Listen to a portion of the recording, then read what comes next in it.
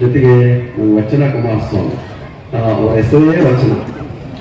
ವಚನ ಅಂದ್ರೆ ಕುಮಾರಸ್ವಾಮಿ, ಕುಮಾರಸ್ವಾಮಿ ಅಂದ್ರೆ ವಚನ ಅನ್ನುವಷ್ಟು ಮಟ್ಟಿಗೆ ಆ ವಚನಕ್ಕಾಗಿ ತಮ್ಮನ್ನು ಅರ್ಪಣೆ ಮಾಡಿಕೊಂಡಿರುವಂತಹ ಇವತ್ತು ನಮ್ಮ ಬದುಕಿಗೆ ಬೆಳಕು ಮಾರ್ಗದರ್ಶನ ನೀಡುವಂತಹದ್ದು ಯಾವುದಪ್ಪ ಅಂದ್ರೆ ಶರಣರ ವಿಚಾರಗಳು, ವಚನಗಳು ನಮಗೆ ಯಾವತ್ತು ಬೆಳಕನ್ನ ತೋರುವಂತ ಕೆಲಸವನ್ನು ಮಾಡ್ತವೆ, ನಮಗೆ ಪಥವನ್ನು ತೋರಿಸುವಂತ ಕೆಲಸವನ್ನು ಮಾಡ್ತವೆ.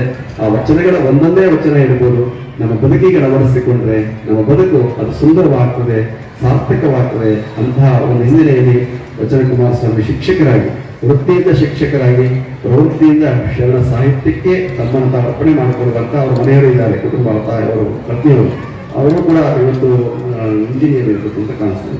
ಸಾಫ್ಟ್ವೇರ್ ಇಂಜಿನಿಯರ್ ಕೆಲಸ ಮಾಡ್ತಾ ಬಿಡಿಸ್ಬಿಟ್ಟು ಬೇಡಮ್ಮ ಈ ಕೆಲಸ ಬೇಡ, ಸಮಾಜ ಸೇವೆ ಮಾಡು ಅಂತೇಳಿ ಇವತ್ತು ವಚನಗಳ ಬಗ್ಗೆ ಚಿಂತನೆ ಮಾಡ್ತಾ ಅದನ್ನ ಆಂಗ್ಲ ಮಾಧ್ಯಮದಲ್ಲಿ ಇರ್ಬೋದು, ಬೇರೆ ಬೇರೆ ರೀತಿಯಲ್ಲಿ ಮಾಡಿ ಇವತ್ತು ವಿಶ್ವದಾದ್ಯಂತ ಪಸರಿಸಬೇಕು ಅನ್ನುವಂಥ ಕೆಲಸ